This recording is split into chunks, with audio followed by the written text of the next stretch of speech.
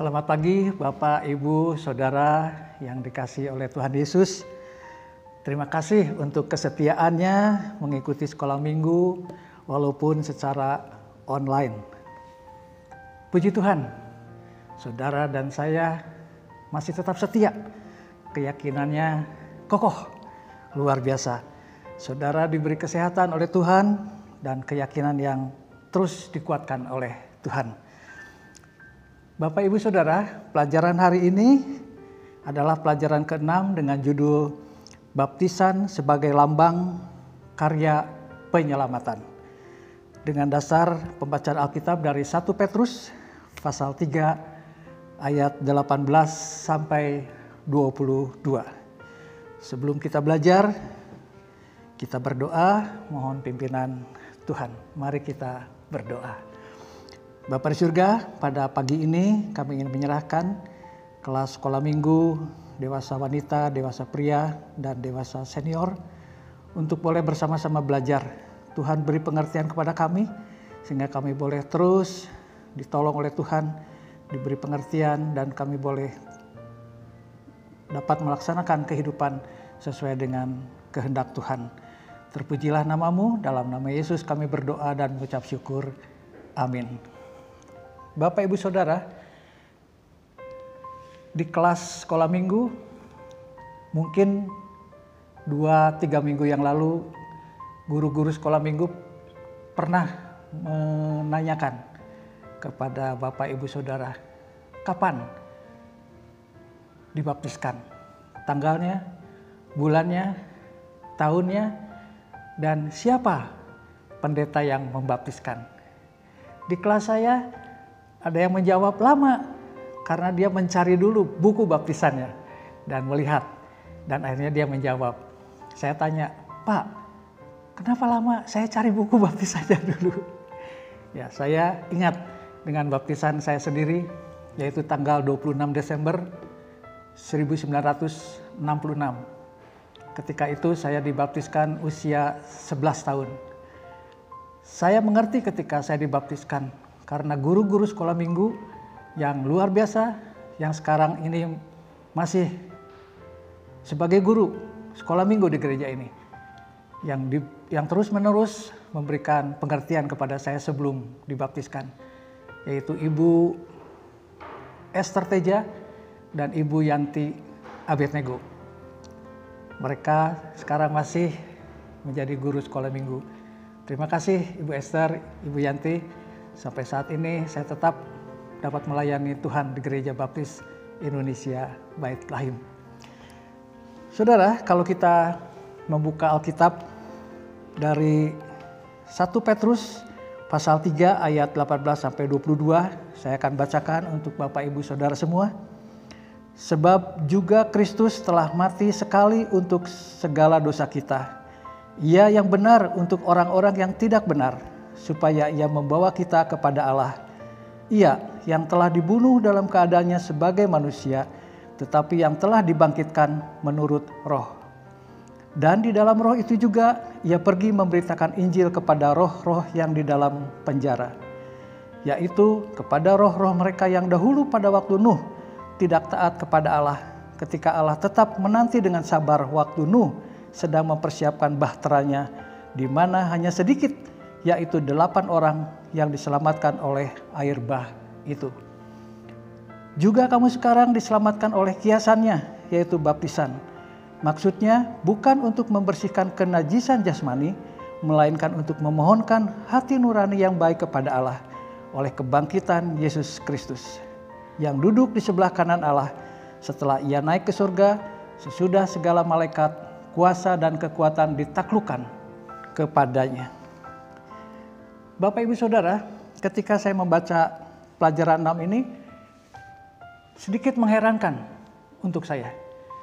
Mengapa baptisan sebagai lambang karya penyelamatan, tetapi Petrus mengambil ilustrasi yang nyata dengan kisah Nuh yang sudah hidup berabad-abad, kemudian sudah tidak ada pada waktu perjanjian baru.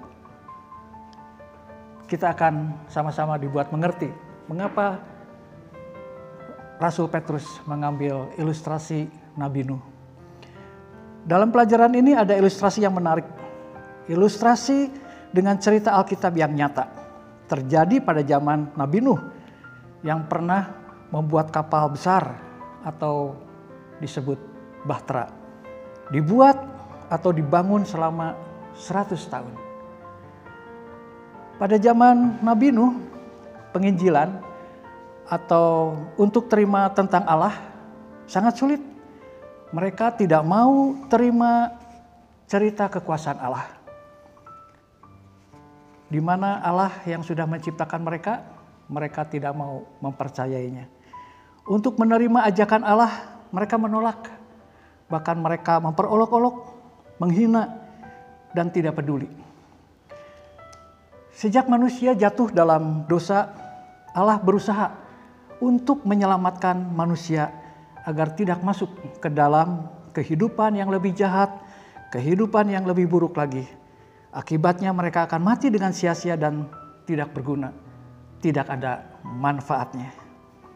Bapak Ibu Saudara, pada zaman Nabi Nuh, ajakan Nabi Nuh atas perintah Tuhan agar mereka masuk ke dalam bahtera dan diberitahukan bahwa akan ada air bah yang akan membinasakan mereka. Kenyataannya mereka menolak, bahkan mereka memperolok-olok, menghina dan mengejek Nabi Nuh. Allah sangat menyesal menciptakan manusia yang tidak patuh dan tidak taat perintahnya. Bahkan hewan sekalipun tidak patuh terhadap perintah Allah. Kalau kita baca di dalam Kejadian pasal 6 ayat 5-7, saya akan bacakan untuk Bapak Ibu Saudara. Ketika dilihat Tuhan bahwa kejahatan manusia besar di bumi dan bahwa segala kecenderungan hatinya selalu membuahkan kejahatan semata-mata, maka menyesallah Tuhan bahwa Ia telah menjadikan manusia di bumi dan hal itu memilukan hatinya. Berfirmanlah Tuhan, aku akan menghapuskan manusia yang telah kuciptakan itu dari muka bumi, baik manusia maupun hewan dan binatang-binatang melata dan burung-burung di udara, sebab aku menyesal bahwa aku telah menjadikan mereka. Mengapa Allah memberikan kesempatan kepada manusia untuk masuk ke dalam bahtera? Ya betul, karena kasih-Nya Allah ingin menyelamatkan manusia. Selama 100 tahun, Yesus Kristus di dalam roh memberitakan keselamatan dari Allah kepada generasi itu, yaitu generasi Nabi Nuh. Pada kurun waktu 100 tahun, Allah menanti dengan sabar pertobatan manusia. Namun, hingga air bah melanda dan terjadi, hanya 8 orang yang masuk ke dalam bahtera Nuh dan diselamatkan. Siapa saja mereka? Nuh dan istrinya, Sem dan istrinya, Ham dan istrinya, serta Yafet dan istrinya. Ditambah dengan binatang-binatang liar, segala jenis ternak, segala jenis binatang melata, dan segala jenis burung, yakni segala yang berbulu dan bersayap sepasang-sepasang. Kisah Allah menyelamatkan manusia melalui air bah yang menopang bahtera Nuh itu digunakan Petrus sebagai analogi, sebagai persamaan bahwa baptisan merupakan lambang karya penyelamatan Allah. Ini sebagai kunci dari pelajaran pagi ini.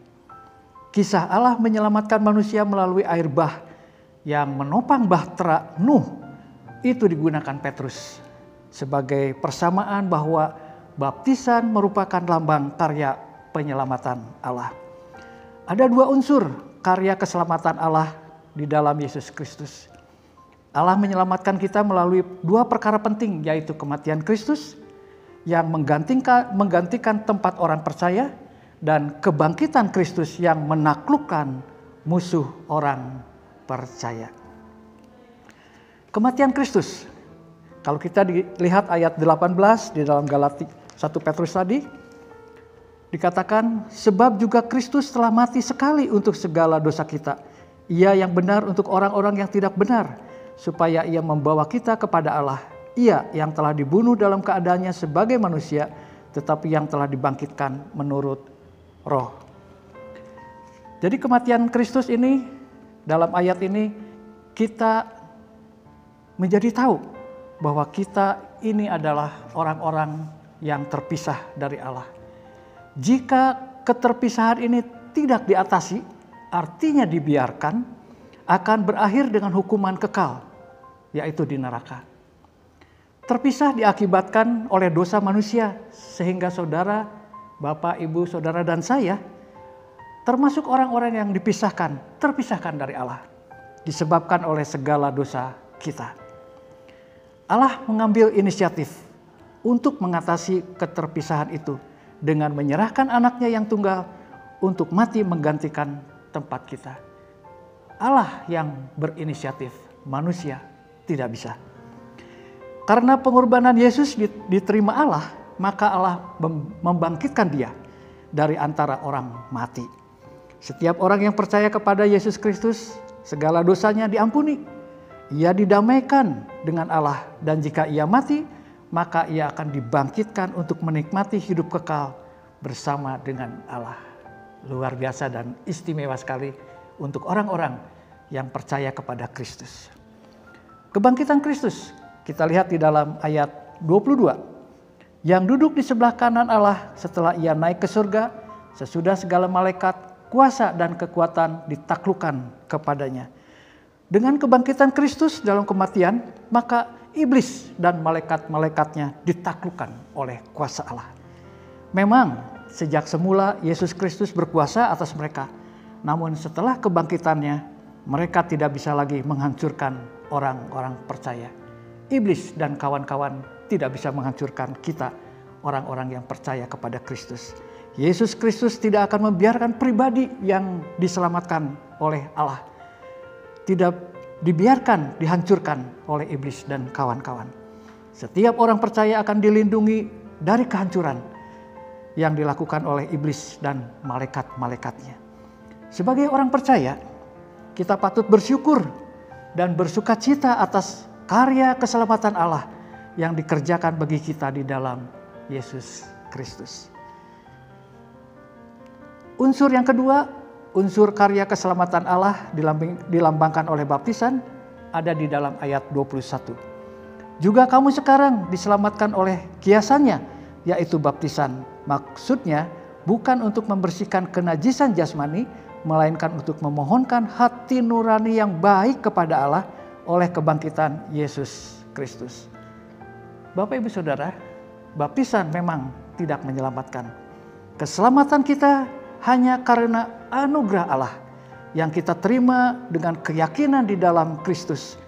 Namun demikian, baptisan melambangkan orang percaya yang berseru kepada Allah untuk menyelamatkan diri Bapak, Ibu, Saudara, dan saya. Dari hal tersebut kita dapat mengakui bahwa baptisan melambangkan karya keselamatan Allah.